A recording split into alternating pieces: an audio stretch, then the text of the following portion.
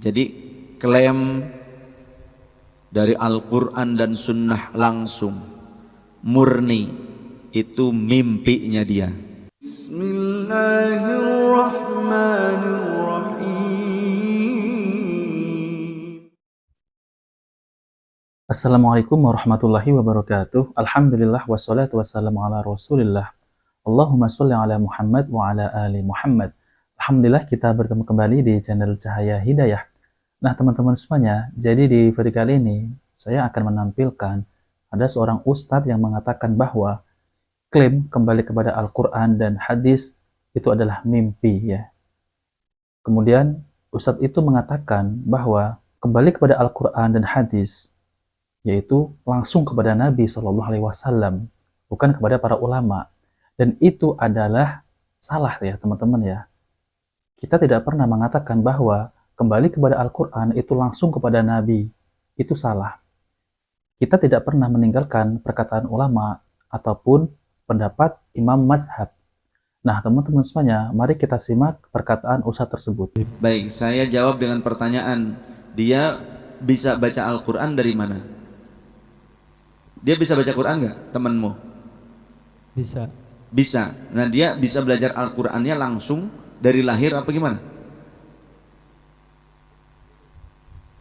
Kira-kira menurut jenengan? Belajar pasti. Belajar dari siapa? Dari gurunya. Manusia gurunya? Iya. Oh gitu. Terus gurunya itu bisa baca Al-Quran dari siapa itu? Dari gurunya. Dari gurunya lagi? Gurunya lagi itu bisa baca Al-Quran itu dari mana tuh kira-kira? Dari gurunya. Nggak ada yang langsung ketemu malaikat Jibril, nggak ada ya? Gak ada yang langsung ketemu malaikat Jibril ya. Ini semestinya tidak benar ya. Jadi mereka mengatakan langsung kepada malaikat Jibril ya. Ya, ini mah tidak benar ya teman-teman ya. Mari kita simak kembali. Nggak ada kan mas? Nggak ada, Bib. Kemudian nggak ada yang bisa baca Al-Quran dari lahir langsung jelek bisa baca Quran tanpa belajar ke orang lain? Tidak ada kan? Tidak ada. Jadi semuanya berurutan, betul? Betul. Betul?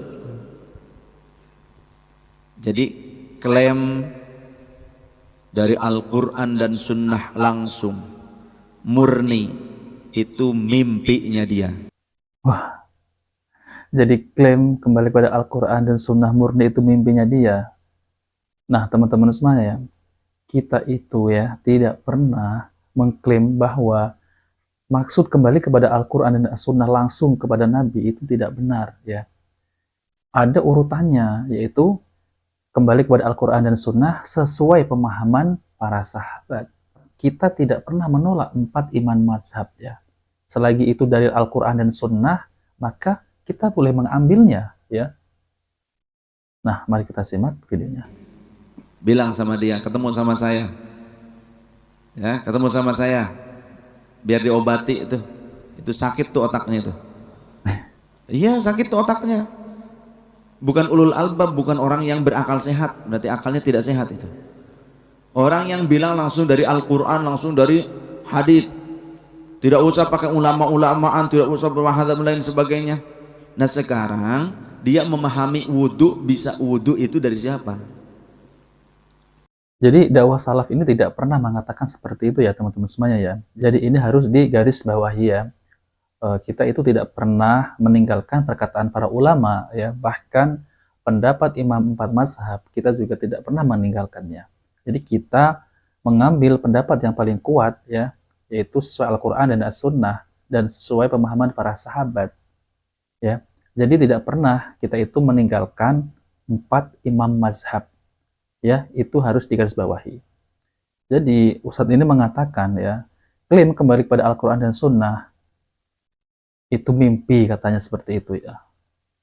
Nah teman-teman semuanya, saya akan tampilkan ya, yaitu penjelasan dari Ustadz Dr. Dasman Yahya Ma'ali MA tentang terkait masalah kembali kepada Al-Quran dan Sunnah ya, dan beliau akan menjelaskan secara detail. Nah mari kita simak videonya. Misalnya kita baca Al-Quran, kita kan tidak paham mana yang nasi, mana yang masuk. Siapa yang jelaskan? Ya Ustadz. Kepada kita sekarang kan Ustadz. Ustadz dulu ketika belajar seperti kita itu, siapa yang jelas kepadanya? ustadznya pula. Ya. Dan seterusnya sampai ke Rasulullah Sallallahu Alaihi Sallallahu Wasallam. alaihi wasallam. Makanya ulama warathatul Anbiya. anbiya. Awak nak langsung ke Nabi kan tak mungkin tak. Jadi kalau ada yang bilang kembali pada Quran Sunnah itu langsung ke Nabi, itu bohong belaka, fitnah saja. Ya mereka tahu itu, cuman dijadikan cara untuk mendiskreditkan dakwah. Kita ketika menyebut bahwa moto kita kembali pada Al-Quran dan Sunnah Nabi, oh berarti tidak perlu ulama. Ya akhi, kalau anda bilang tidak perlu ulama, saya jadi ustadz seperti ini, sudah berapa ulama yang saya temui? Untuk sampai pemahaman ini nih, berapa lama guru saya? Sejak di pesantren lagi, hitung yang di SD dihitung juga. Madrasah, semuanya itu punya andil. Semoga Allah memberikan mereka bagian terbesar dari apa yang kita berikan. Yang ngajar ABCD itu punya andil tuh.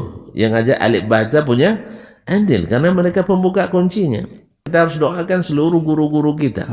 Semoga pahala dari ilmu yang kita dapat, amal yang kita kerjakan, semoga juga mengalir bagi mereka. Karena ilmu mereka kita manfaatkan. Ya semoga Allah melapangkan yang sudah meninggal kuburannya, melimpahkan rahmat kepada mereka. Dan mengampuni yang salah dan keliru dari mereka. Terima kasih kita. Harus selalu kita aplikasikan dalam doa untuk mereka. Nah teman-teman semuanya, itulah penjelasan dari Ustadz Dr. Dasman Yahya Ma'ali MA. Hafidhullah Ta'ala. Yaitu mereka mengatakan seperti itu ya. Katanya tidak perlu ulama, tidak perlu memahami mazhab. Dan itu tidak benar ya. Jadi kembali kepada Al-Quran dan Sunnah itu kita tetap mengambil perkataan para ulama ya, selagi sesuai dengan Al-Quran dan As-Sunnah ya, dan sesuai pemahaman para sahabat. Seperti pendapat Imam 4 mazhab ya, di kalangan mereka juga berbeda ya, ada perbedaan ya. Misal sebagai contoh ya, kunut subuh, Imam Ahmad dan Imam Syafi'i ya, juga berbeda pendapat tentang masalah kunut subuh. Nah teman-teman semuanya, mari kita putar ulang kembali ya. Jadi klaim dari Al-Quran dan Sunnah langsung murni itu mimpinya dia. Mimpinya dia. Bilang sama dia, ketemu sama saya. Ya, ketemu sama saya. Biar diobati itu. Itu sakit tuh otaknya itu. Nah, teman-teman semuanya, jadi Ustadz inilah yang sakit ya. Karena apa? Kita tidak pernah meninggalkan perkataan para ulama ya, ataupun pendapat imam mazhab. Kita mengajak kembali kepada Al-Quran dan Sunnah ya, sesuai pemahaman para sahabat. Tidak terkecuali kita itu meninggalkan pendapat para ulama ya, perkataan para ulama. Jadi klaim kembali kepada Al-Quran dan Sunnah ya, itu kita tidak meninggalkan perkataan para ulama ya. Akan tetapi kita juga mengambil perkataan para ulama selagi sesuai dengan Al-Quran dan Sunnah Nabi Shallallahu Alaihi Wasallam. Dan itu sering saya ulang-ulang ya teman-teman ya. Jadi mereka mengatakan seperti itu ya. Jadi sebenarnya mereka itu paham ya. Jadi agar membuat bingung umat ini.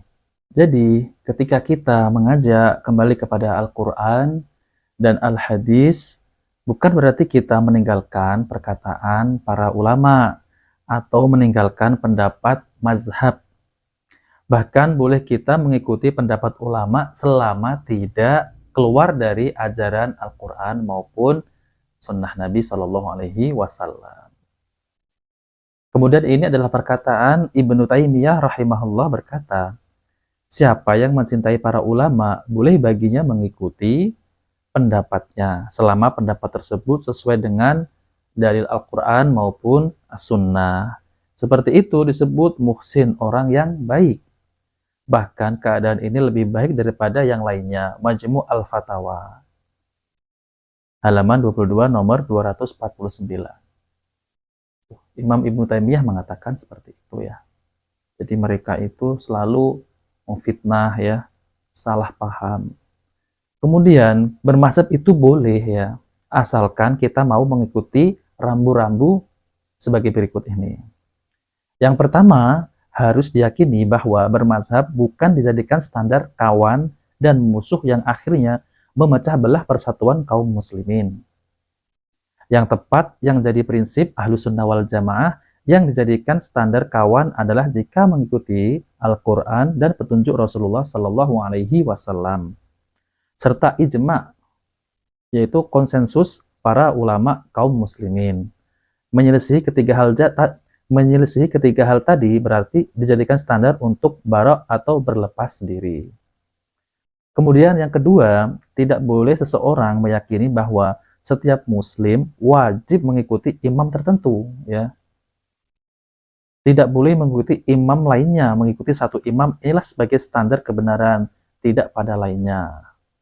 Ibnu Taimiyah berkata, yang bisa kita katakan pada orang awam, ya, hendaklah ia taklid, yaitu ikut saja pendapat dari satu orang tanpa kita tentukan harus ikut Zaid atau Amr.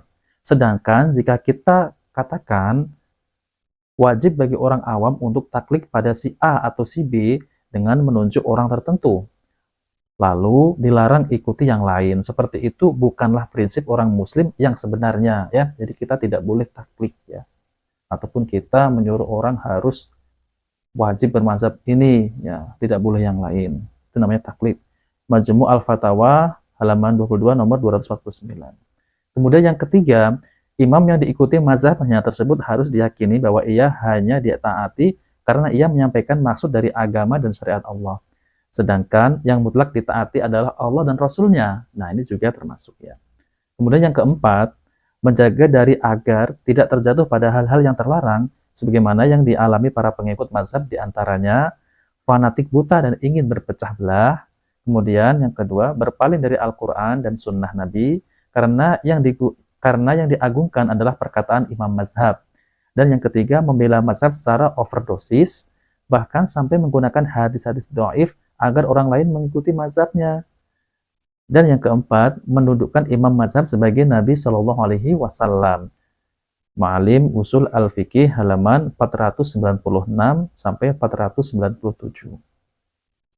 Kemudian lagi Ibnu Taimiyah rahimahullah mengatakan, adapun menyatakan bahwa wajib mengikuti seseorang dalam setiap perkataannya tanpa menyebutkan dalil mengenai kebenaran apa yang ia ucapkan, maka ini adalah sesuatu yang tidak tepat. Menyikapi seseorang seperti ini sama halnya dengan menyikapi Rasul semata yang selainnya tidak boleh diperlakukan seperti itu. Majmu' al-Fatawa halaman 121. Kemudian Allah Ta'ala berfirman, maka demi Tuhanmu, mereka pada hakikatnya tidak beriman hingga mereka menjadikan kamu hakim terhadap perkara yang mereka perselisihkan. Kemudian mereka tidak merasa dalam hati mereka sesuatu keberatan terhadap putusan yang kamu berikan, dan mereka menerima dengan sepenuhnya. Surat An-Nisa ayat 65. Kemudian teman-teman semuanya, bermazhab dan ikuti ulama itu boleh, asalkan yang pertama dijadikan sebagai wasilah, yaitu perantara untuk belajar, ya, bukan tujuan.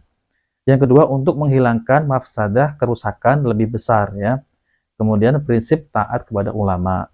Wajib mentaati ulama ketika selaras dengan perintah Allah dan Rasulnya. Namun ketaatan pada ulama bukan berdiri sendiri, artinya jika tidak bersesuaian dengan perintah Allah dan Rasulnya, maka wajib ditinggalkan, ya.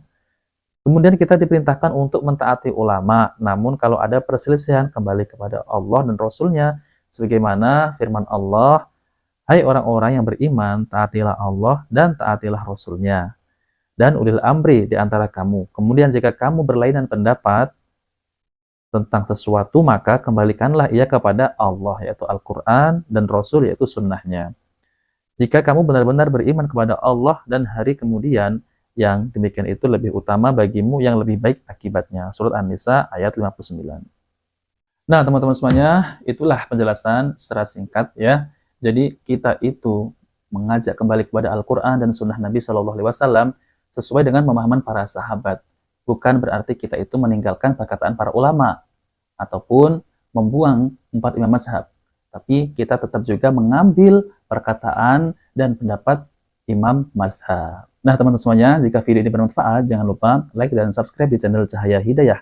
Wabillahi taufiq wal hidayah. Wassalamualaikum warahmatullahi wabarakatuh.